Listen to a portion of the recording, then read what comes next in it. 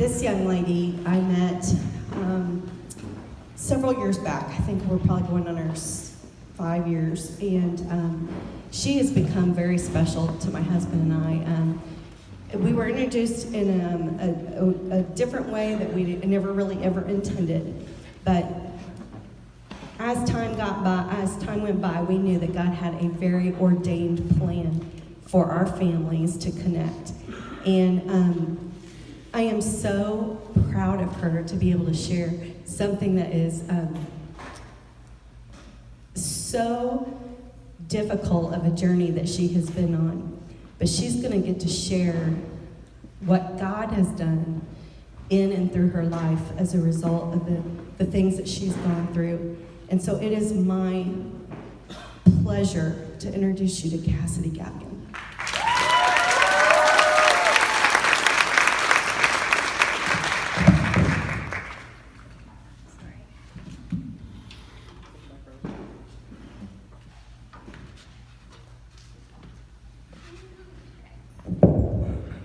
Hi, my name is Kassidy, and I'm going to share my testimony with you guys. So, growing up, I lived in a very faith-based home. My mom and dad got divorced when I was about a year and a half old, and both my parents got remarried when I was around the age of 3. Luckily for me, my mom got remarried to an amazing guy. I've been uplifted and motivated by an outstanding, loving, and nurturing stepdad. My mom and stepdad set up a firm Christian foundation for me and my siblings. We went to church every Sunday, and I was super involved in the youth ministry. But every weekend, I would go to my dad's house, who, for as long as I can remember, has never talked about God. My dad was never the best supporter in other things either. I have been singing and dancing since I was a little girl, and he's never really taken me to any practices, any shows. He's never really come to any of the shows either. I struggled growing up receiving that affection that I was needing from my biological father. This led me to seek attention from guys in other ways.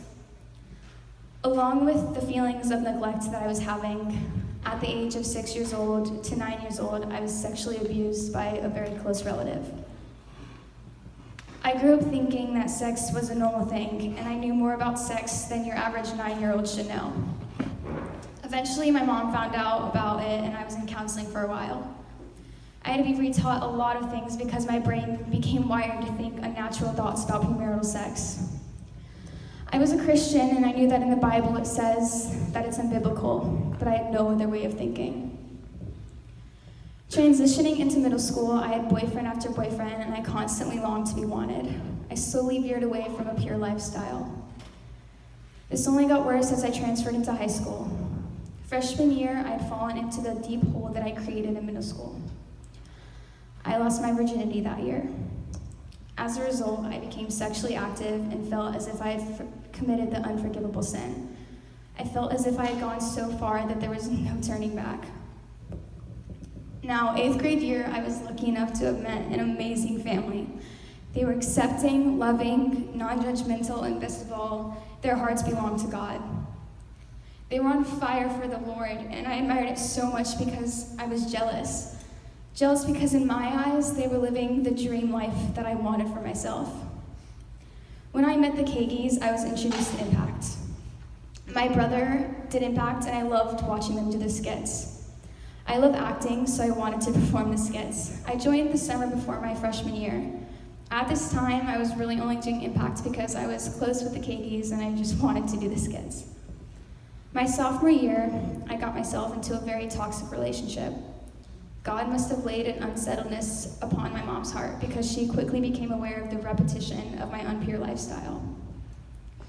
Me and my mom had always been super close, and I had become so deceitful and careless about hurting my family, especially my relationship with my mom. And I knew that to be truly happy, I had to stop what I was doing. We finally realized that I was in need of Christian counseling.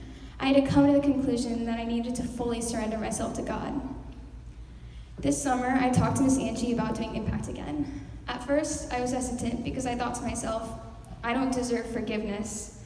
But one of Impact's main messages is that you can't start over or have a clean slate. This was the first summer I finally realized and started to understand. And as I was helping during training week, the skits started to impact me in a completely new way, no pun intended. I started to take the advice that I was giving out and use it for myself. And it showed as I demonstrated in the skits because there was a true change in my heart.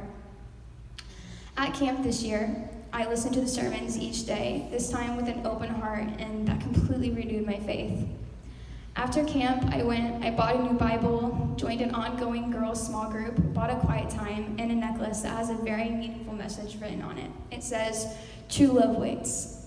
It is now a daily reminder to me that even though I've physically given myself away, I know that Christ has forgiven me and I am redeemed.